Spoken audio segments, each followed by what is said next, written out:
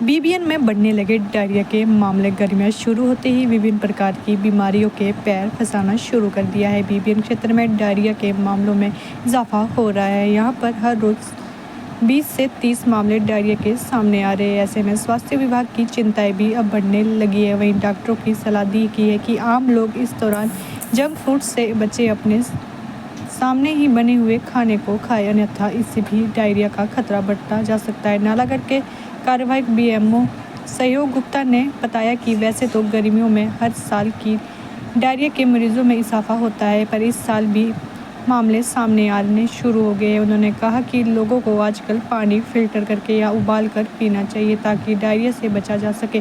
उन्होंने जानकारी दी कि क्षेत्र में 20 से 30 मामले डायरिया के रोजाना सामने आ रहे हैं। सर, आजकल जो है वो डायरिया के जो हैं वो पेशेंट्स ज़्यादा आ रहे हैं, तो इसके बारे में कुछ पता? हाँ जी, लूज स्टूल्स के थोड़े से ज़्यादा हैं पेशेंट।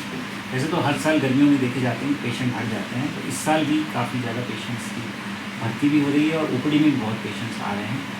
अब इसका कारण ये है कि यहाँ पानी में थोड़ा सा या तो प्रॉब्लम है, कीटाणु हैं वो पानी में रहते हैं, तो हम तो लोग कहते हैं फ़िल्टर लगाएं, पानी को उबाल के पिएँ। तो लेकिन फिर भी जो है बाहर के लोग जैसे बाहर तो कुछ खा लेते हैं, बाहर पानी पी लेते हैं, तो उस चक्कर में पेट खराब हो रहे हैं लोगों के, और इसलिए यहाँ पे बहुत सारे पेशेंट्स डायरिया से आ रहे हैं। सर, कुछ एडमिट पेशेंट भी काफ़ी हैं। जैसे पिछले महीने के डाटा में हमारे पास 60-70 पेशेंट हमारे पास एडमिट हुए हैं आईपीडी में, लेकिन उनका सक्सेसफुल इलाज किया जा रहा है। और लेकिन जो है इंडोर पेशेंट्स बढ़ गए हैं काफ़ी ज़्यादा डायरिया के। सर, क्या लक्षण आ रहे हैं? लक्षण में यही है कि जैसे पेचिश लग जाता है, खून भी आ जाता है कई बार डायरिया में, और कई बार साथ में वॉमिटिंग भी शुरू हो जा रही है, पेट में दर्द। तो ये सब है।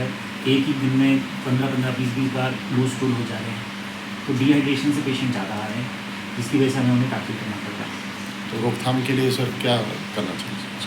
इसकी रोकथाम के लिए तो सबसे ज़रूरी है कि साफ़ सुथरा पानी पिएँ, बाहर का खाना भी अवॉइड करें, घर का साफ़ सुथरा ही खाएँ। जो बाहर की चीज़ें हैं उनमें क्या कीटाणु है आपको पता नहीं है, तो बाहर के पानी में भी कुछ भी हो सकता है। कोल्ड ड्रिंक्स हुई, तो घर का फ़िल्टर वाला पानी पिएँ, उबाल के पिएँ।